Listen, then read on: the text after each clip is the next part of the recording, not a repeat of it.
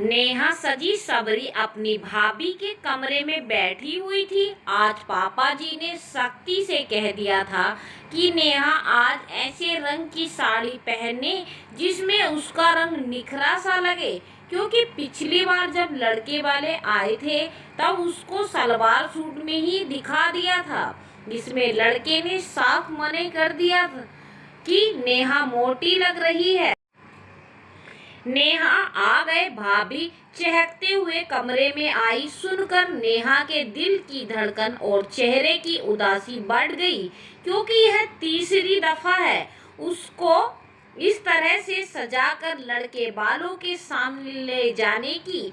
सबका हाल बुरा था। दादी ने तो गणेश जी से मन्नत मांगी थी कि आज अगर उनकी पोती पास हो गई तो 1.25 कुंटल लड्डुओं का प्रसाद बांटेंगी, और माँ ने तो ताई साईं बाबा का उपवास भी रखना प्रारंभ कर दिया। साथ ही पिछले सोमवार से नेहा से भी 16 सोमवार का व्रत रखवाना शुरू कर दिया था। दादी ने तो लड़का भी देखने आया। अच्छा मोटा काला सा था, लेकिन अच्छा कमा रहा था। जब फोटो देखकर माँ और नेहा की छोटी बहन ने मुंह बिगाड़ा तो दादी ने फटकार लगाई कि लड़कियां तो जैसे भी हो, काले गोरे मोटे पतले कोई फर्क नहीं पड़ता, बस संस्कारी और कमाऊ हो। सुनकर नेहा के मन में सवाल आया कि वह भी तो पढ़ी लिखी संस्कारी लड़की है, क्या वह अच्छी नहीं है? क्यों समाज द्वारा दोहरे मापदंड बनाए गए हैं लड़कियों और लड़कों के लिए? लड़के की माँ और बहन भी आई थी, जो बातचीत से होशियार मगर देखने में तो ठीक ठाक ही थी। उनको देखकर पूरे घर की जान में जान आ गई कि चलो ये ज्यादा खूबसूरत नहीं तो नेहा को भी पास कर ही देंगी। पानी पीने के बाद सभी ने भरपेट नाश्ता किया। मिठाई शहर के नामी हलवाई के यहाँ से मंगवाई। नेहा को भीतर ही भीतर बहुत बुरा लग रहा था। दादी पापा से कह रही थी कि जैसे भी हो वैसे रिश्ता कर ही देना, अपने सिक्के में ही दोष है तो भला परखने वाले का क्या दोष। खुद को खोटा सिक्का सुनना नेहा को भीतर तक उसके अस्तित्व को झकझोर गया। दादी ऐसे क्यों बोल रही हो? दादी ने क्या कमी है? हर काम में तो परफेक्ट है। फिर भी छोटे भाई रजत ने गुस्से करते हुए कहा, अरे चुप हो जा तू, क्या किसी मोटी काली लड़की से विवाह कर लेगा? अगर दादी जैसी हुई तो जरूर। रजत ने गुस्से से कहा, अरे जा यहाँ से। दादी ने रजत को फटकार दिया। वह बुदबुदाता चला गया। दादी ने अपनी छड़ी दीवार से टेक दी और पापा से कहा कि यह रिश्ता होना जरूरी है। बड़ी मुश्किल से उनकी भतीजी, जो कि लड़के वालों के शहर में ही रहती है और लड़के के दूर की मामी है, उन्होंने कराया है। हाँ अम्मा, अगर किसी से जबरदस्ती तो नहीं कर सकते। लड़के वालों को पता नहीं कितने भाव बढ़े हुए हैं, सबके रेट फिक्स हैं। पता नहीं क्या होगा इस दुनिया का। पापा ने परेशान होते हुए कहा, आज कर रहा है तू बड़ी बड़ी बातें, मगर योगेश की शादी के वक्त तो तूने भी खूब नखरे दिखाए थे। बहू के माई के बालों को भूल गया क्या? वह तो खूबसूरत भी थी। अरे माँ, आप भी गड़े मुर्दे उखाड़ने बैठ गई। गड्ढे मुर्दे से डर लगता है तो ऐसे काम ही क्यों करते हो?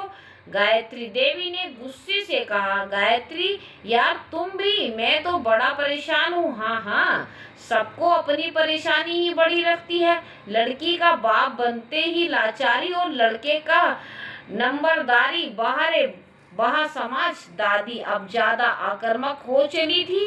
फिर गायत्री देवी ने दोनों को चुप कराया। देख, लड़के वालों को लालच दे दे, 1-2 लाख रुपए उनकी हैसियत से ज्यादा का तभी बात बनेगी। दादी ने फुसफुसाते हुए कहा, हाँ रजत की शादी में वसूल कर लेना। गायत्री देवी ने पति पर व्यंग तीर छोड़ा।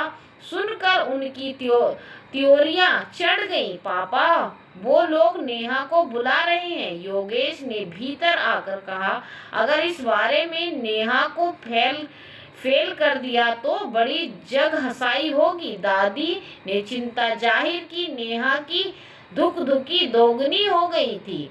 वह बहुत ही घबरा रही थी। भाभी ने उसके सिर पर हाथ फेरा और कहा, दादी आप घबरा रही हो, मुझे भी बहुत डर लग रहा था जब आप सब लोग हाँ हाँ सब आप बीती मत सुनाओ, जाओ भी इसको लेकर। दादी ने भाभी की बात को बीच में ही काट कर नेहा सिर झुकाकर चुपचाप जाकर बैठ गई थी। सर्दी के मौसम में भी उसके माथे पर पसीना आ गया था। सभी उसकी ओर घूर रहे थे और आपस में इशारेबाजी भी देखने आई। तमाम महिलाएं अध्यापक या यूं कहें हस्ताक्षरकर्ता बन चुकी थी। उन्होंने सबसे पहले चूल्हे चौके के बारे में बात की। कौन सी डिश बना लेती हैं, सिलाई कढ़ाई बुनाई से लेकर कंप्यूटर तक, ढोलक से लेकर डांस, हारमोनियम और तबला तब सबके बारे में पूछ लिया कि आता है या नहीं। लग रहा था मानो उनको बहू नहीं, चलता फिरता रोबोट या काम वाली चाहिए थी। लड़के का मुंह थोड़ा सिकुड़ा हुआ था, पहले से ही भालू जैसा था, अब तो लंगूर को और लपेट लिया। अरे भाई मिठाई खिलाई।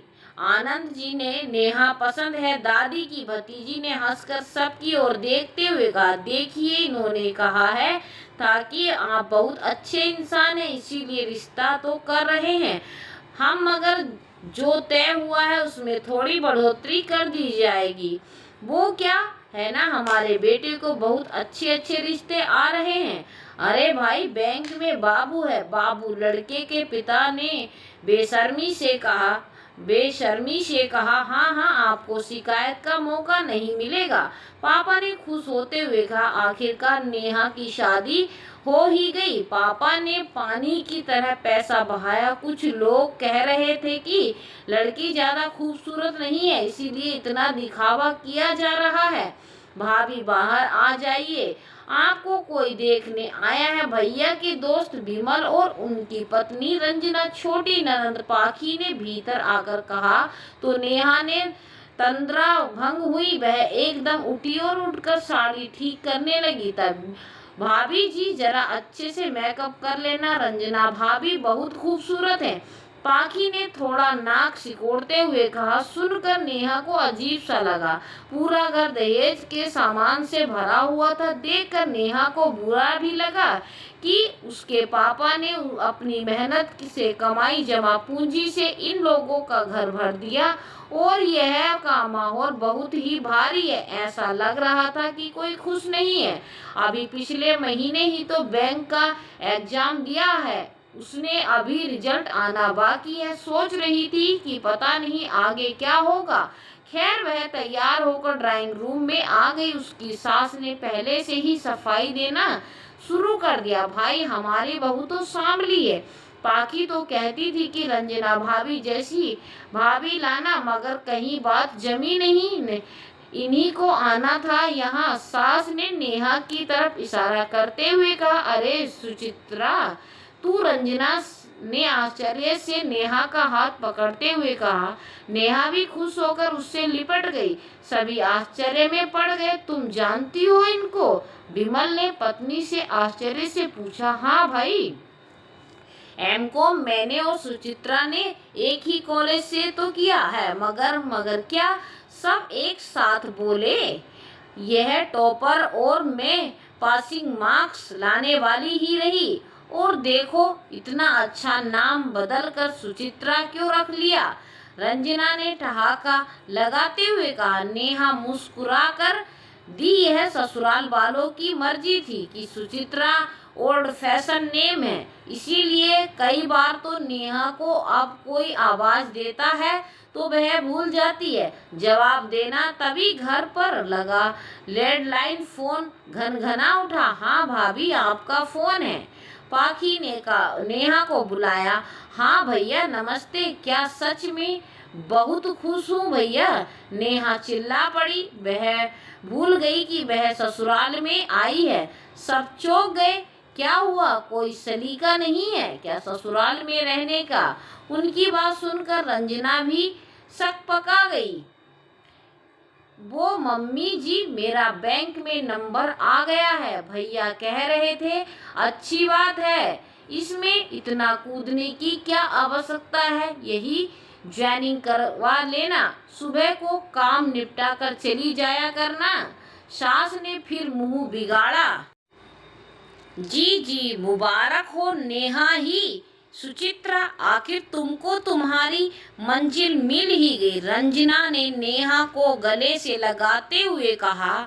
सुबह से कमरे में न झांकने वाला सुलभ यानी उसका पति भी पास आकर बैठ गया। दोनों हाथों में लड्डू जो थे, इतना सारा दहेज और ऊपर से कमाऊ घर में कामों में दक्ष बीबी, ताना मारने को उनकी सावली सूरत। लेकिन नेहा अब मन में निश्चय कर चुकी थी, ईंट का जवाब पत्थर से देने के लिए कि इतनी ही बुरी थी तो लालची शादी ही क्यों की। उसके चेहरे की चमक बढ़ चुकी थी। अब वह आत्मविश्वास के साथ सबके सवालों को जवाब दे रही थी, मगर दिल अब तक लोगों द्वारा किए गए तिरस्कार से भर उठा था। आपकी इस कहानी के बारे में आपकी क्या राय, हमें कमेंट करके बताइए। कहानी पसंद आए ने पर लाइक और चैनल को सब्सक्राइब